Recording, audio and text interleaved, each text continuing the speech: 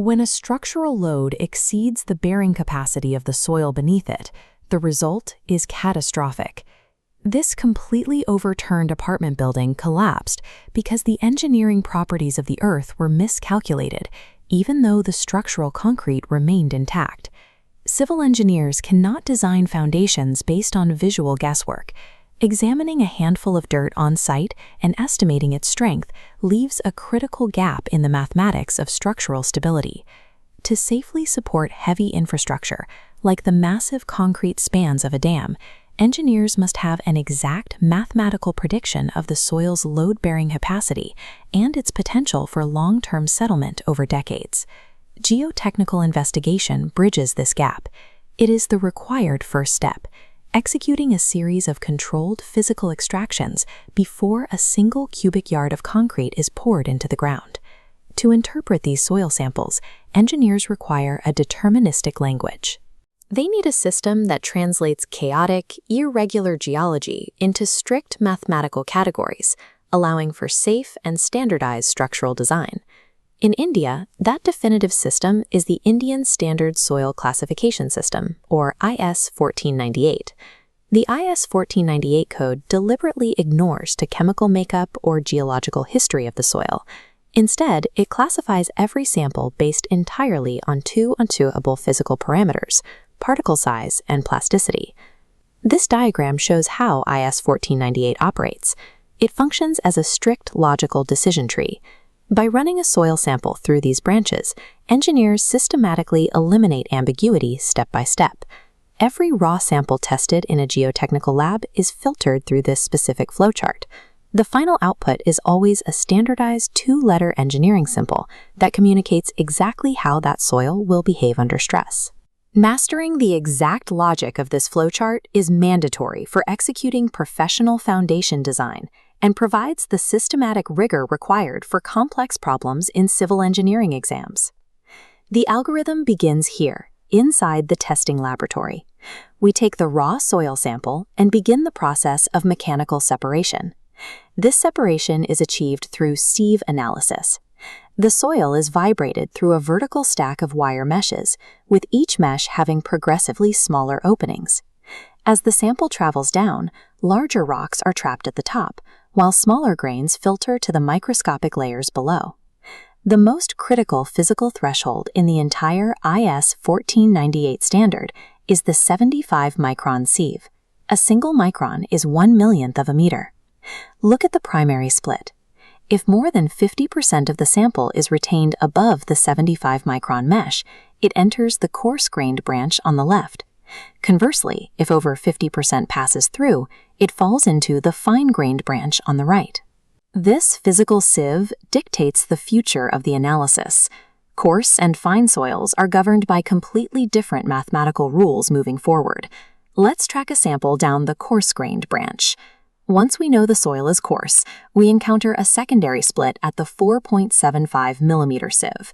If the majority of the coarse fraction is retained on this 4.75 millimeter sieve, the soil is categorized as gravel, designated by the letter G.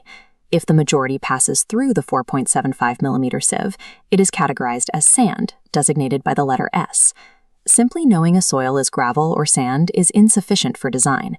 Engineers must evaluate the grading, which describes exactly how different individual particle sizes fit together within a given volume.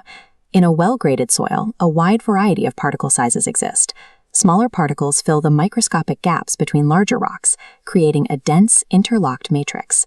This particle size distribution curve calculates grading. Its width represents the coefficient of uniformity, or Cu, calculated as d60 divided by d10. A higher Cu means wider particle variety. We also calculate the coefficient of curvature, or Cc, ensuring no intermediate sizes are missing. The IS standard imposes strict criteria for well-graded gravel, or GW. The Cu must be greater than 4, and the Cc must fall exactly between 1 and 3. For well-graded sand, or SW, the criteria shift slightly. The Cu must be greater than 6, while maintaining that same Cc range between 1 and 3. If a coarse soil fails either threshold, it is branded as poorly graded, resulting in the symbol GP for gravel or SP for sand. Failing these geometric thresholds means the soil contains high void ratios. Empty space cannot support structural weight. A poorly graded soil will directly reduce load-bearing capacity and force engineers to alter their foundation plans. Returning to the main flowchart split, we follow the fine-grained branch. This path is for soils where more than 50% passed through the 75-micron sieve.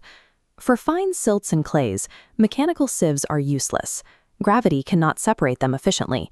Their engineering behavior is dictated entirely by their interaction with moisture. Microscopic clay particles are shaped like flat flakes that trap water molecules. As moisture increases, the material expands and deforms without physically breaking apart. To quantify this moisture-based deformation in the lab, engineers use a series of tests to determine the Atterberg limits.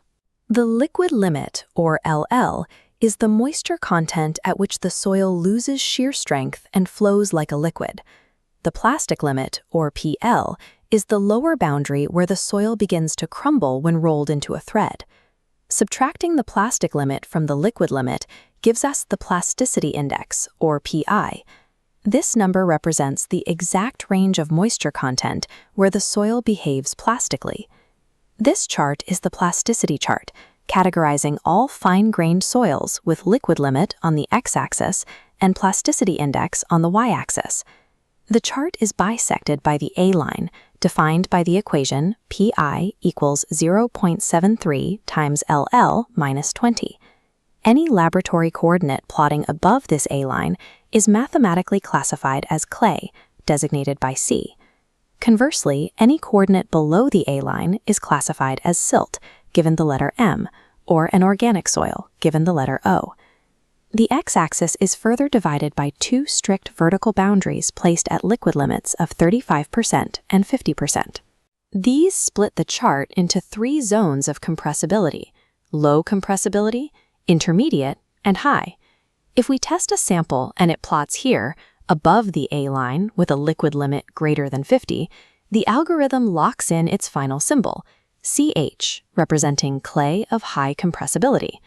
The chart also contains the U line. This line marks the absolute upper boundary of natural soils. If lab data plots above the U line, the specific test is invalid and the results must be discarded. The power of the plasticity chart lies in its efficiency. A single plotted dot instantly communicates exactly how dangerously a soil might shrink or swell beneath a completed structure. The algorithm also accounts for complex boundary conditions. For instance, nature often provides a coarse gravel or sand that also contains a small percentage, between 5% and 12%, of fine silt or clay. When a sample straddles these categories, IS 1498 requires the use of a dual symbol to accurately capture both mechanical behaviors. A symbol like GWGC merges the sieve data, indicating a well-graded gravel, with the plasticity data, indicating the presence of clayey fines within the voids. Finally, the standard addresses highly organic soils, including peat, designated by the symbol PT. This represents the worst-case scenario on the entire classification matrix. Organic soils consist of decaying plant matter. They exhibit extreme compressibility and undergo continuous biological degradation, meaning their volume shrinks drastically over time. Because of this constant volume change, structural engineers and IS codes immediately reject organic soils. Constructing on them leads directly to severe settlement, fracturing roadways and destroying foundation integrity. Across the entire IS 1498 system, the naming logic remains universal. The prefix always denotes the primary soil type, G, S, M, or C, while the suffix dictates its critical engineering property, evaluating grading or compressibility. To classify any soil, you must master three specific algorithmic filters: the 75-micron split, the mathematical grading formulas, and the strict A-line boundaries.